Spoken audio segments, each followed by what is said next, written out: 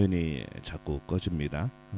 목소리는 나가니까 참고하시고 또 예배 드리시기 바랍니다.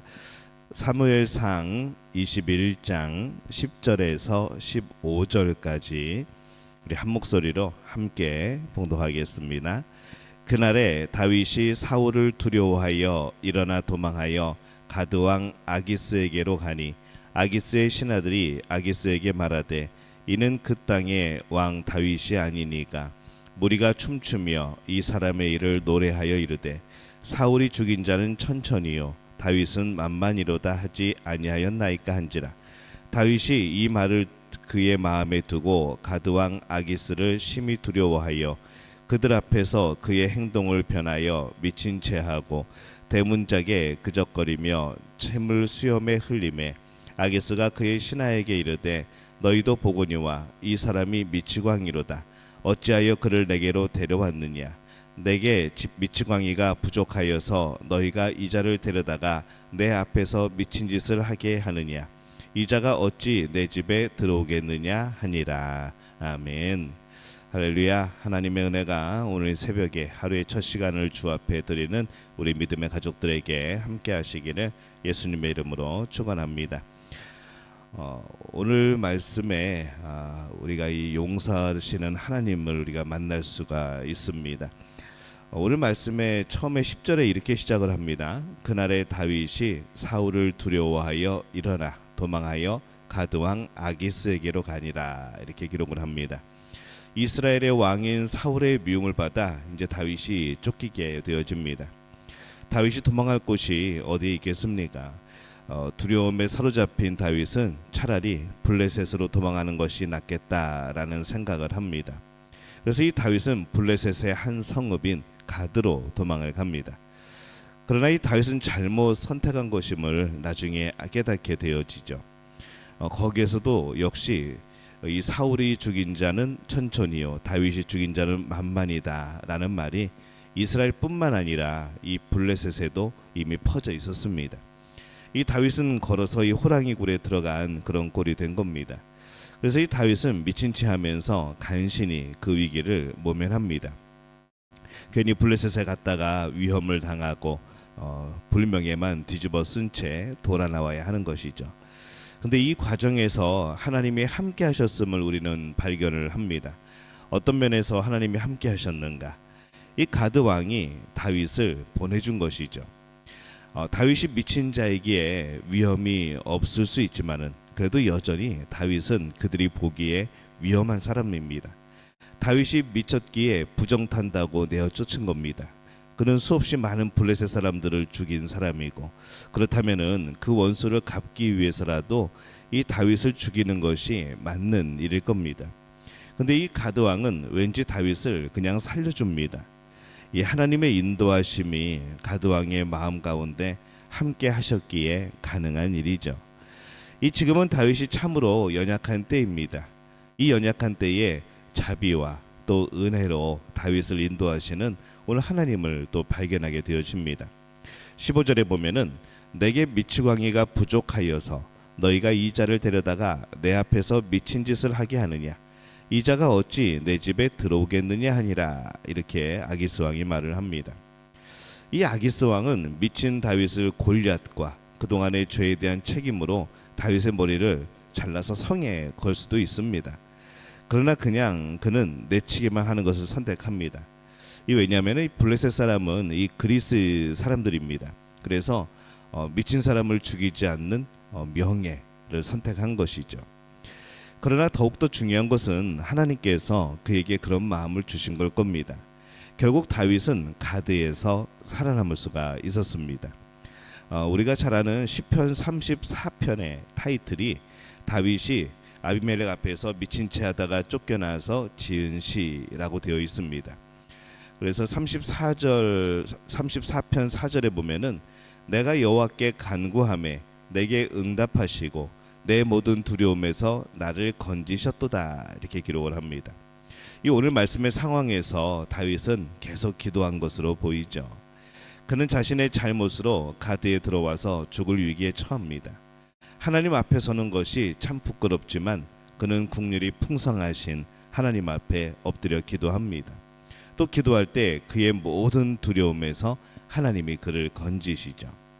그래서 시편 34편 6절에 보면은 이 곤고한 자가 부르짖음에 여호와께서 들으시고 그의 모든 환난에서 구원하셨도다라고 기록을 하고 있습니다. 이 곤고한 자의 부르짖음을 들으시는 하나님을 그가 찬양합니다.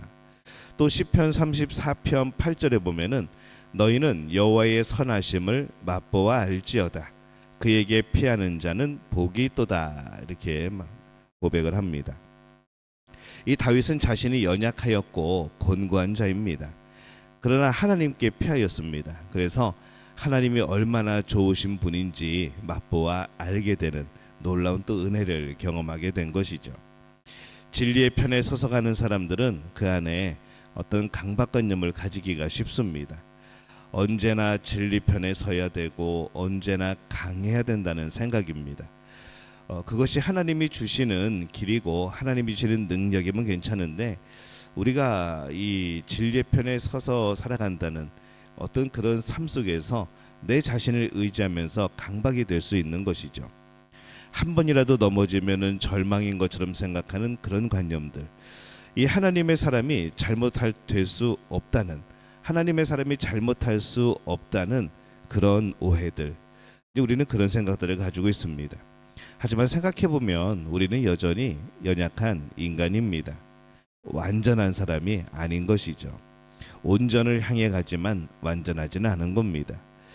우리가 진리편에선 하나님의 사람이지만 우리는 언제든지 잘못된 길을 선택하고 잘못된 길로 갈 수 있는 그런 연약한 존재이기도 한 것이죠. 때로는 우리 안에 숨겨진 죄악 때문에 또 죄악의 길로 갈 수도 있는 또 그런 가능성이 있는 우리는 그런 죄인입니다. 우리가 항상 그것을 기억해야 하는 것이죠. 나를 대할 때도 내 자신을 대할 때도 다른 사람을 대할 때도 그것을 알고 우리가 대해야 됩니다. 그렇다고 죄를 합리화하는 것은 아닙니다. 우리는 죄에 대해서 정말 단호한 입장을 가져야 되고 언제나 내 자신이 범죄하지 않기 위하여서 깨어 있어야 하는 것이죠. 때로는 하지만 우리의 연약함 때문에 우리는 이 국률의 마음을 가질 필요가 있습니다. 하나님이 다윗의 죄에 대해서 국률의 마음을 가지고 용서하시고 그의 연약함을 안으시는 것처럼 우리도 그런 품음이 필요한 것이죠. 다윗이 죄를 범하면 하나님의 마음이 제일 아플 겁니다. 그러나 하나님은 죄 가운데 있는 다윗을 안으시고 또 그의 실수들을 품으시고 오히려 그 모든 실수들 가운데 또 하나님이 열어주시는 또 인도하심의 선한 길을 또 걷게 하십니다. 그러면서 하나님이 얼마나 은혜로우신가, 하나님이 얼마나 긍휼이 많으신 분인가, 또 하나님이 얼마나 우리에게 자비를 베푸시고 함께 하시고 계신가, 우리는 그것을 발견하게 되어지는 거죠. 연약한 가운데 있는 다윗을 향하여 긍휼로 인도하시는 하나님, 오늘 그 하나님을 오늘 말씀 속에서 만나게 되어집니다. 우리는 완벽하지 않습니다. 완벽하지 않으면서 완벽한 채 하려고 하기 때문에 때로는 문제가 생기죠. 모를 수도 있는 겁니다. 그런 거죠. 우리가 다 알 수는 없습니다. 하지만 우리는 알기 위해서 노력하는 겁니다. 우리는 우리의 연약함을 그대로 인정하고 하나님께 나가야 합니다. 그래서 우리는 성령이 계시지 않습니까? 우리 안에 성령님이 계시고 성령님이 우리를 도우십니다. 우리의 연약함을 도우시는 것이죠. 우리가 죄를 범하지 않고 승리하도록 이끄시는 하나님, 그분도 참 좋은 하나님이지만은 우리의 연약함에도 불구하고 우리를 사랑하시는 하나님도 우리에게는 참으로 감사한 분인 겁니다. 이 하나님의 어깨는 참 넓습니다. 얼마든지 나를 품으시고 안으시고 나를 넓게 품어주시는 분인 거죠. 진리편에 서서 살아갈 때 하나님은 우리에게 항상 승리할 것을 요구하지 않으십니다. 깨어있기를 요구하시는 거죠. 또 도전하기를 원하십니다. 때로는 우리가 실패할 때도 있다는 것을 너무나도 잘 아시는 분입니다. 오히려 실패할 때 우리의 마음이 상하는 것을 더 안쓰러워하시고 도우시는 분이 바로 우리 하나님이십니다. 진리의 길을 가다가 실패하더라도 그래서 절망하지 마시기 바랍니다. 다시 일어나시기 바랍니다. 다시 시작하면 되는 것이죠. 실패하였을 때 다시 하나님 앞에 엎드리고 하나님이 주신 힘으로 일어난다면 그만큼 우리는 더욱더 강해지고 또 하나님께서 강하게 만드실 줄로 믿습니다. 우리가 아파할 때 더 때리시는 것이 아니라 조용히 안아주시는 하나님을 경험하는 우리들이 되어지기를 바랍니다. 우리가 연약함 가운데서 하나님의 마음을 아프게 할 때도 조용히 뒤에서 우리를 돕고 계시는 하나님을 경험하며 찬양하기를 기도합니다.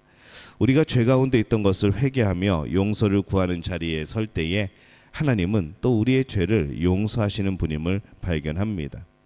그 죄 중에도 우리를 인도하신 하나님이시라는 거죠.